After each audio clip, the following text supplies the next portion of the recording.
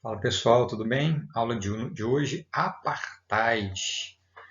Um dos momentos mais tristes, talvez, da história recente da humanidade, num modelo segregacionista baseado na cor de pele e também nos aspectos sociais.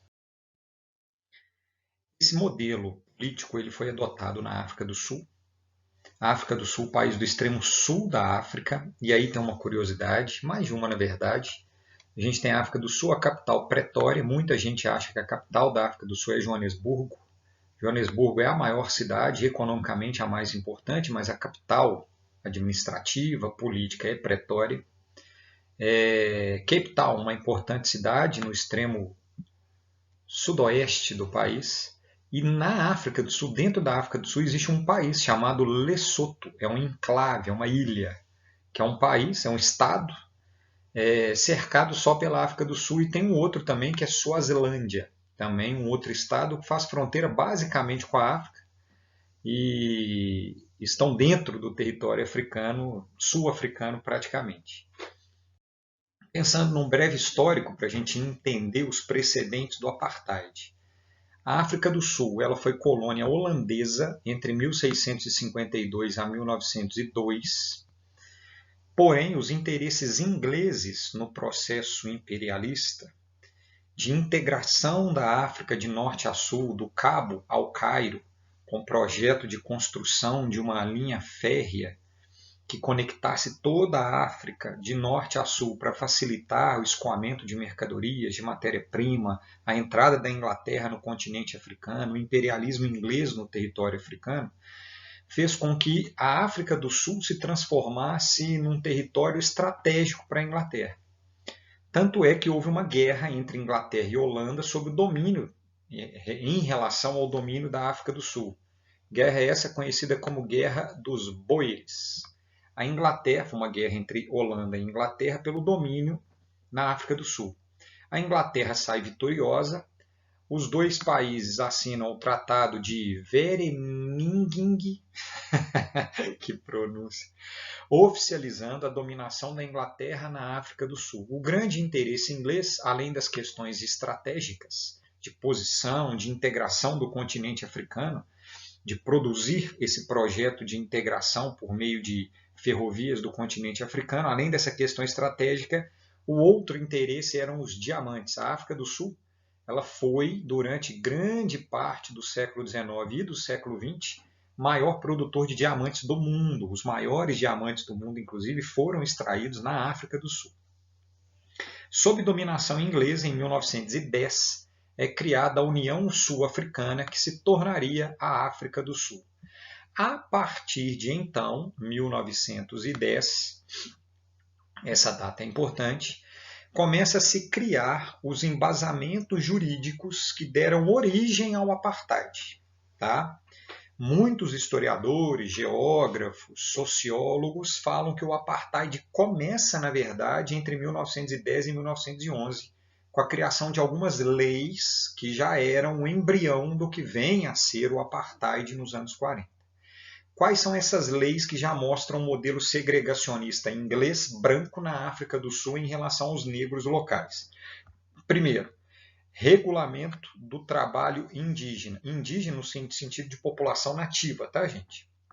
Acontece em 1911, por isso eu falei entre 1910 e 1911, segundo o qual era considerado crime apenas para os africanos, ou seja, para os não brancos, a quebra de um contrato de trabalho. O que isso quer dizer? Que o inglês ele poderia contratar um negro da África do Sul para fazer algum tipo de trabalho e ele poderia quebrar esse contrato em qualquer momento sem nenhuma punição. Se o negro africano, sul-africano, quebrasse o contrato de trabalho, julgasse que aquele modelo de trabalho não valesse a pena, que a remuneração não valia a pena, que a condição de trabalho não era salutar, não era saudável, se o negro rompesse o contrato de trabalho, ele era considerado criminoso, demonstrando a unilateralidade da lei. Segunda lei, embrião do apartheid, é a lei da terra. Essa até é mais segregacionista do que a lei do trabalho indígena. Ela acontece em 1913 E aí sim, ela divide a África do Sul claramente em dois territórios e em dois povos, os negros sul-africanos e os brancos ingleses. E muitas das leis que valiam apenas para os negros sul-africanos, elas eram aplicadas também para os brancos holandeses, perdedores da Guerra dos Boeres. Então, muitas vezes, os brancos holandeses, eles eram classificados como negros na África do Sul do ponto de vista jurídico. Olha o que a lei da terra previa: que só negros ou brancos podiam ter posse da terra. Porém, os negros, que constituíam 2/3 da população, ficaram com direito a apenas 7,5% das terras, enquanto os brancos, que eram apenas 1/5 da população, porque tinha uma minoria de brancos não ingleses, ficaram com direito a 92,5% das terras. 2/3 eram negros, com 7,5% das terras. 1/5 eram os brancos, que ficaram com 92,5% das terras. Isso demonstra uma real segregação de direito à terra. Por que os brancos, que eram minoria, tiveram acesso ou tiveram direito à maior parte das terras? Primeiro, para controle sobre propriedade, para serem donos. Segundo, sendo dono das terras, eles seriam donos dos diamantes explorados na África do Sul e dos recursos naturais presentes na África do Sul. Resultado, a segregação por terra, por lei da terra, significa uma segregação socioeconômica entre brancos e negros. Observação: brancos colonizadores, os imperialistas ingleses dominando o território e segregando a população nativa. Isso é o que a gente chama de embrião do apartheid. Nesse modelo, o apartheid, esse modelo segregacionista, ele vai se fortalecendo até que, em 1947, o Partido Nacional Sul-Africano, o partido formado majoritariamente, não, exclusivamente por brancos ingleses, vence a eleição, uma vez que o voto na África do Sul não era universal, todas as pessoas votando, isso não acontecia. O voto era majoritariamente branco.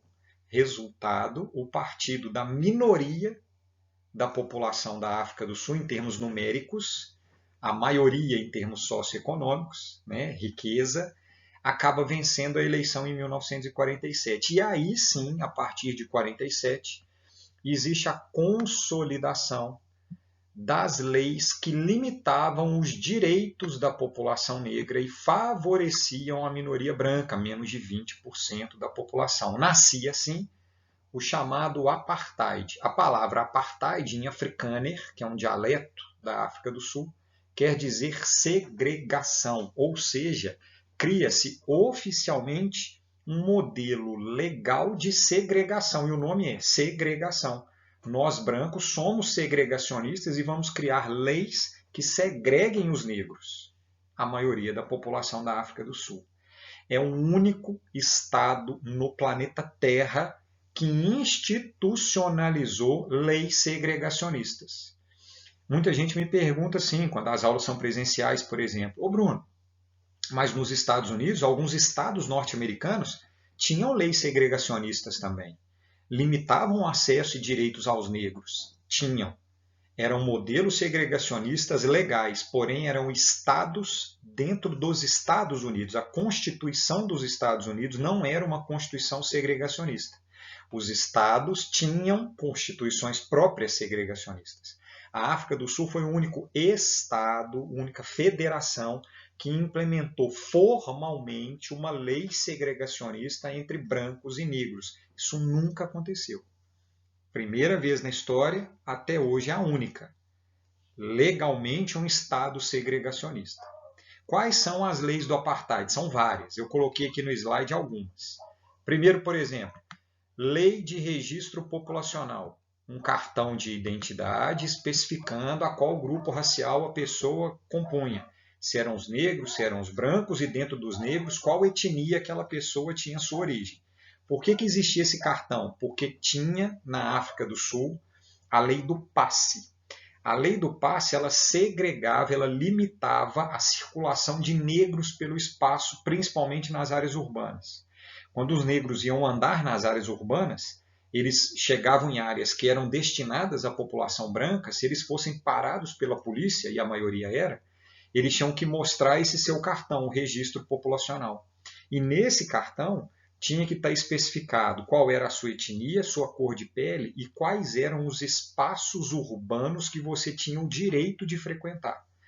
Se naquele seu documento, uma espécie de passaporte, não tivesse determinado que aquele espaço urbano onde você estava, sendo negro, você tinha o direito de estar, a polícia tinha o dever de te bater, e normalmente era espancamento público, te prender, e você era julgado por andar na cidade, em espaços que o governo branco não permitia que você estivesse. Por isso a necessidade de ter esse cartão identificando as pessoas e um cartão identificando onde elas podiam andar, como a lei do passe, a limitação do acesso das pessoas negras aos espaços urbanos principalmente.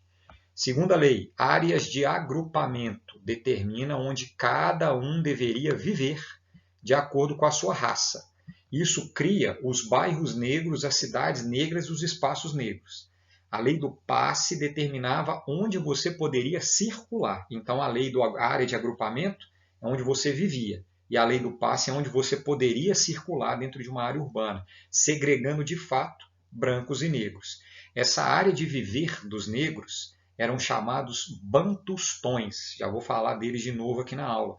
Eram os bairros ou as áreas dentro da África do Sul que eram destinadas à população negra. Claro, população negra, a maioria, elas tinham áreas muito menores destinadas à sua moradia do que a população branca. Terceira, lei de proibição de casamentos mistos tornou ilegal o casamento entre pessoas de raças diferentes, impedindo, além do acesso à economia, acesso à terra, agora acesso a relacionamentos amorosos. Você não podia se apaixonar por pessoa de outra cor.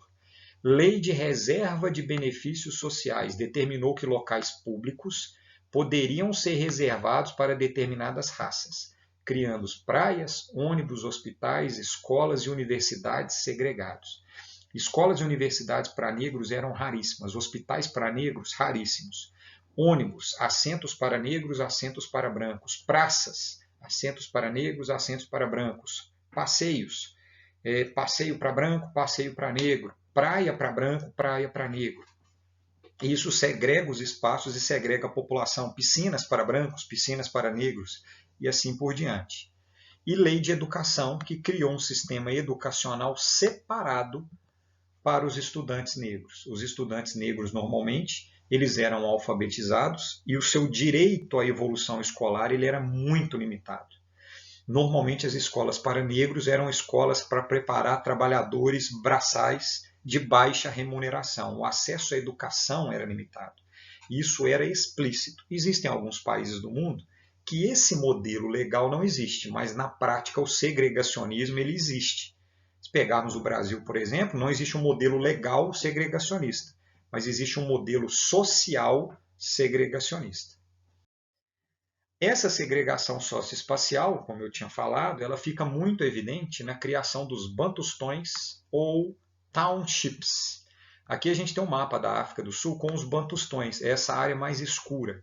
Então a gente vai ter os bantustões e especialmente essas manchas que estão aqui, que eu estou delimitando de vermelho.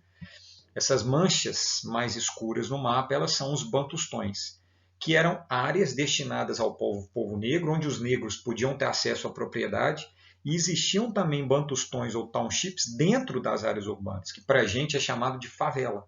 Eram os bairros dos negros com acesso a saneamento precário. Os negros, por exemplo, na lei do apartheid, eles não podiam, era proibido ter banheiro em casa. Os negros só podiam ter acesso a banheiros coletivos, em média, um banheiro para cada 200 pessoas, existia um banheiro para cada 2.000 pessoas, e essa limitação do acesso ao saneamento básico, ao banho, ao saneamento, à coleta de esgoto, à água tratada, acesso ao banheiro, é uma forma, é um instrumento cruel de se colocar o negro de fato numa condição subhumana muito abaixo do branco. Imagina você precisar ir ao banheiro e na sua casa não tem, seja para tomar banho ou fazer qualquer outra coisa, na sua casa não tem, você tem uma fila de 200, 300 pessoas esperando para usar o mesmo banheiro. Resultado, esgoto a céu aberto, a população usando qualquer ambiente para fazer suas necessidades, falta de higiene pessoal. Isso era uma condição de colocar o negro de fato abaixo e muito abaixo do branco, inclusive nos equipamentos urbanos. Os bantustões podem ser caracterizados como espaços, em sua maioria, sem serviços básicos à sobrevivência, tais como saneamento básico, como o exemplo que eu acabei de dar. Essas localidades eram marcadas pela pobreza e pela grande concentração populacional, já que são áreas muito pequenas, destinadas à maior parcela da população. Isso é o apartheid. Claro que os negros iriam criar os movimentos de resistência. O principal movimento de resistência é e foi o Congresso Nacional Africano. Ele foi criado em 1912, lá no início daquelas leis do embrião do apartheid, lei de acesso à terra, lei de contrato de trabalho. Cria-se o Congresso Nacional Africano, um grupo de negros, formado por grupos de negros, cujo objetivo era lutar, num primeiro momento, politicamente, pela não existência dessas leis segregacionistas. Quando vem o apartheid no final dos anos 40, o Congresso Nacional Africano ele tem como objetivo evitar e eliminar o apartheid. Claro que legalmente e politicamente eles não conseguem. Então, houve a formação de braços armados do Congresso Nacional Africano, principalmente depois da instituição do apartheid. E um dos grandes líderes do Congresso Nacional Africano foi o Nelson Mandela, contra o apartheid, não na sua origem lá em 1912, tá? Contra o apartheid nos anos 50, 60 e 70. E o Nelson Mandela, inclusive, ele fez parte do braço armado do Congresso Nacional Africano. Nesses movimentos de resistência que o Congresso Nacional Africano produzia dentro dos bantustões, principalmente em Joanesburgo, nos bairros negros, nas favelas negras, em Joanesburgo, que é a maior cidade, o governo reprimia esses movimentos. E aí 2 massacres ficaram conhecidos na história do apartheid. O primeiro, chamado Massacre de Sharpeville. Sharpeville é um bairro negro, um bantustão em Joanesburgo. Esse massacre aconteceu no dia 21 de março de 1960, quando um grupo de negros caminha como um protesto pacífico contra a lei do passe, que eu falei aqui, que é a lei que limitava a circulação dos negros pela cidade. Cerca de 20 mil manifestantes marcharam calmamente, a gente tem aqui a foto, tá? Retirada do protesto, sem armas, sem nada, com cartazes, queremos ter a liberdade de circulação na cidade. Só que a polícia sul-africana, ela intervém contendo as passeatas, o protesto, a caminhada da população, metralhando a população que fazia esse protesto, matando oficialmente 69 pessoas. Aqui a gente tem a foto mostrando o momento do massacre da polícia intervindo violentamente contra a população negra que protestava contra a lei do passe em Sharpeville, organizada pelo Congresso Nacional Africano, tendo como principal líder desse movimento, em Sharpeville, desse dia, o Nelson Mandela, que inclusive por causa desse movimento, ele foi preso, exatamente no contexto do massacre de Sharpeville. Após esse dia, a opinião pública mundial focou sua atenção pela primeira vez. O apartheid ele já vinha acontecendo desde o início do século XX, foi institucionalizado no final dos anos 40, só que por causa do massacre, pela primeira vez, a ONU implementa o Dia Internacional contra a Discriminação Racial como sendo o 21 de março, por causa do massacre de Sharpeville. Parabéns para a ONU, mas não fez nada além disso, até esse momento. Um segundo massacre, mais ou menos igual ao de Sharpeville, porém maior, é o levante de Soweto, que fica conhecido como o Massacre de Soweto. Soweto também um bantustão em Joanesburgo, inclusive hoje um bairro muito visitado por turistas que vão conhecer Joanesburgo e querem ter um contato com essa realidade do que foi o apartheid e essa segregação dos brancos em relação aos negros. Esse levante do Soweto acontece no dia 16 de junho de 1976, só que diferente de Sharpeville, que era contra a lei do passe, o de Soweto era um movimento da população negra também comandado pelo Congresso Nacional Africano, não mais pelo Nelson Mandela, que já estava preso, mas era um movimento principalmente de jovens e adolescentes querendo o acesso à escola e à escola de qualidade. Então era um movimento contra a inferioridade das escolas negras na África do Sul. Uma manifestação também pacífica, a gente tem a foto aí da manifestação, principalmente jovens, uma manifestação pacífica, porém, mais uma vez, tropas de choque são colocadas nas ruas, munidas de armas automáticas e matam a população. Oficialmente, 95 pessoas mortas. Normalmente é dito 176 pessoas mortas. Mas há estatísticas, principalmente dos movimentos negros da África do Sul, de até 700 pessoas mortas no levante de Soweto, que fica conhecido como o Massacre de Soweto. A gente tem aqui uma foto do lado, aqui, ó, a foto do Hector Peterson, um garoto de 13 anos, morto nesse levante, sendo carregado nos braços pelo seu tio. Aqui tem a foto. Beleza? Eu não quis colocar essa foto aqui em detalhe nesse slide, que é uma foto chocante, é um garoto morto de 13 anos sendo carregado pelo seu tio, e ele foi morto porque ele participava dessa passeata do levante de Soweto por querer escola para a população negra, escola de qualidade. Nem querer escola você podia sendo negro na África do Sul. Esse ambiente, esse bairro de Soweto, onde acontece esse massacre, virou um memorial, que é esse memorial que está aqui, muitos turistas frequentam, vão visitar, vão conhecer, vão sentir o ambiente desse espaço de segregação, que é importante. Existe um memorial nesse ambiente, nesse bairro de Soweto, o memorial do Apartheid, o museu do Apartheid, que as pessoas visitam, e eu acho importantíssimo visitar para tentar evitar, conhecer a história, para tentar evitar que isso se repita, no mínimo, legalmente. A gente vê nos Estados Unidos, no ano de 2020, por exemplo, os movimentos negros buscando maior igualdade de tratamento pelos governos sendo rapidamente massacrados por governos e polícias norte-americanas. Ou seja, a gente continua vivendo um modelo de segregação, mesmo que não legalmente. E a visita, para quem pode, ao Memorial de Soweto e ao Museu do Apartheid é fundamental para a gente evitar que esses processos e esses modelos segregacionistas se reproduzam. E aí, nesse contexto, surge, no contexto do Apartheid, Nelson Mandela como uma das maiores lideranças negras da história. Não só liderança negra, mas uma das maiores lideranças da história. Após o massacre de Sharpeville, Nelson Mandela ele é preso. O governo alega que ele participava, que ele fazia parte do Umkhonto we Sizwe, lanceiro da nação, que é a ala militar do Congresso Nacional Africano do Movimento Negro. E, de fato, ele fez parte desse braço militar. E ele falava que, por negociação com o governo branco, os negros não conseguiriam o fim do apartheid. E somente uma resistência militar e armada poderia surtir efeito. Ao longo da sua vida, ele muda de opinião. Mas enquanto os massacres aconteciam e a repressão acontecia, ele falava que a resistência pacífica não havia surtido efeito. E aí ele vai participar dos braços armados e ele é preso no instante do massacre de Sharpeville. Em 1962, ele foi condenado à prisão perpétua, mas acabou ficando 27 anos na prisão. Em 1985, o então presidente Peter William Botha, origem inglesa, branco, fazendo parte do Partido Nacionalista, oferece a saída do cárcere sob a condição de Mandela renunciar à violência. Nelson Mandela então responde a esse presidente da África do Sul em 85.